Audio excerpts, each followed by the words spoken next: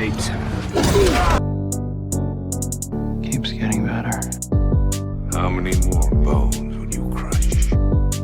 Now I'm the bad guy. She wouldn't even harm a fly. Welcome back to Villain Review episode 105, and today we got Raul Menendez from the Call of Duty Black Ops series. Shout out to The Ghost and Graf, I think that's how you say it, for suggesting Raul, and as always, comment below who I should review next. Is Raul a good villain? Let's figure this out.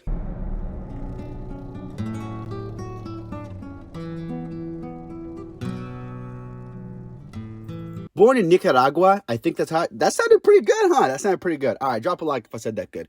During the country's revolution, Raul Menendez learned at a very young age that sometimes America kinda sucks. Selling drugs with his dad to make money, Menendez would take on a lot of illegal activities, leading to the young Raul watching Americans kill his dad. Later on, Menendez would torture American soldier Frank Woods, leading Alex, what those numbers do Mason, to go and save his homie and end the torture put on by Menendez. Shooting Menendez in the eye, Mason would leave Menendez disfigured. There's like a ton of origin here, if I'm being honest, so like I'm gonna skip ahead a bit. The US says, we need to stop Menendez, let's go kill him. So Frank Woods, he pulls this genius move, right? He throws a grenade at Menendez's sister, I know, great play, who's also like his best buddy in the whole world, and both of them seemingly die.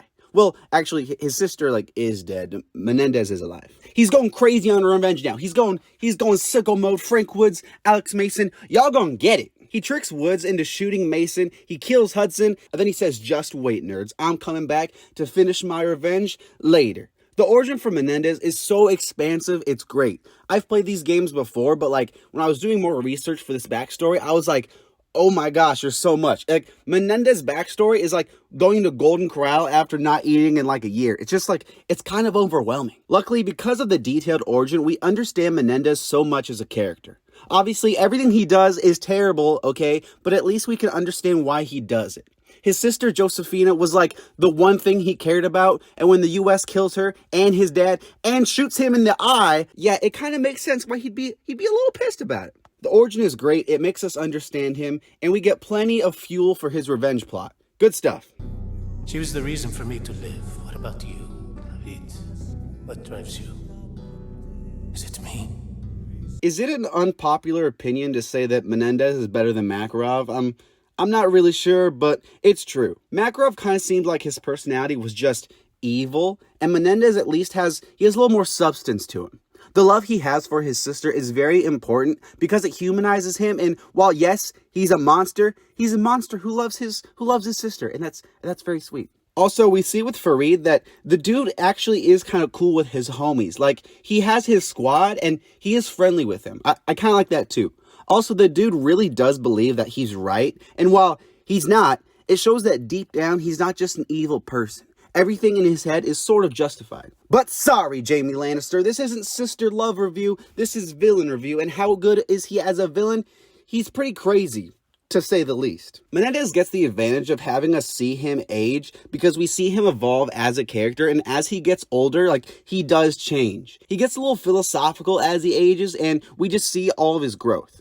The dude also, like I said, is a genius, and I 100% believe it. For some villains, we hear everyone go, oh wow, villain's a genius. But then I see them and I'm like, yeah, no, they're kind of dumb. Menendez, though, the man has an IQ of 1 billion. When I was younger playing Black Ops 2 for the first time, I'd get really frustrated at like how much Menendez just kept playing me. Like, I'd show up to the dinner table and my mom would be like, oh, how was your game? Did you save the princess? And I'd be like, damn it, Mom, he got me again. Menendez, that son of a bitch.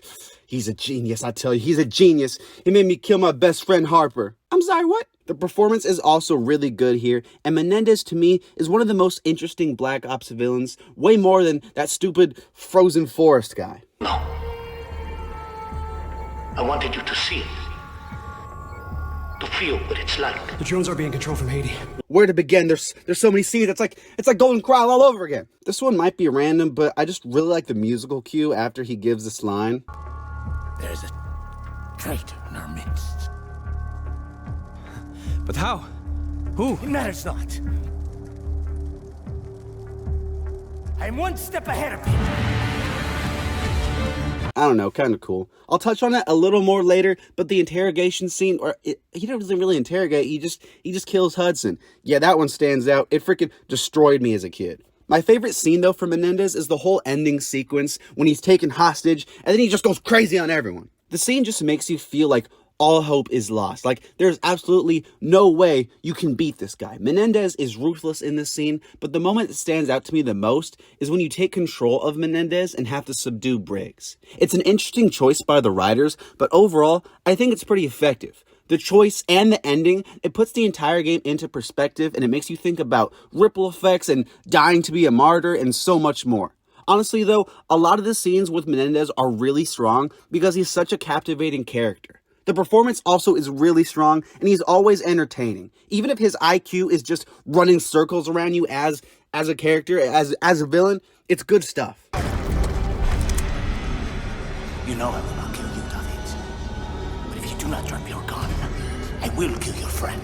So like I said, the dude has some justification for his actions from his perspective, but that doesn't make him any less evil. Yeah, you could say his revenge is slightly justified because the Americans threw a grenade at his sister, but he wasn't really innocent before that, so who really knows what's going on? Regardless of what's justified, the dude does some very naughty things. It's kind of hard to talk about some of these scenes because there's like different choices in the game, so I'm just going to touch on a little bit of everything.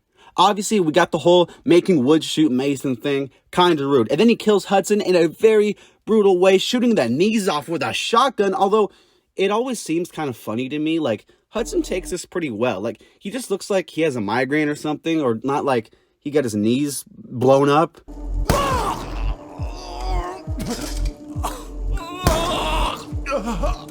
I don't know, it seems kind of strange. The dude kills plenty, screws with the US, and is just overall evil as heck, and that's what makes him memorable.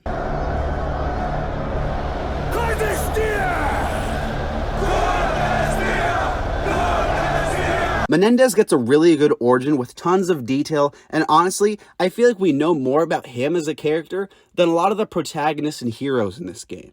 Everything he does is justified from his point of view, and while sometimes revenge motives can be boring, I don't really have a problem with this one. Josefina grounds him as a character and makes him feel human, something that I think Call of Duty villains suffer from sometimes. I think sometimes COD stories are just like, oh, there's the bad guy, we're America, let's go stop him. And Menendez avoids that, making him a much more interesting character. He's got some good scenes too, and the performance, it just sticks with you.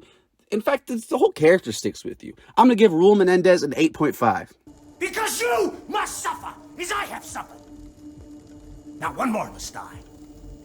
You, Woods. Did you enjoy? Because I make a new villain review every single Monday, and if you leave a comment on what villain I should review next, who knows, it might just be them. Let me know what you think of Menendez in the comments and what your favorite moments are. Thank you again for watching, and I will see you next time.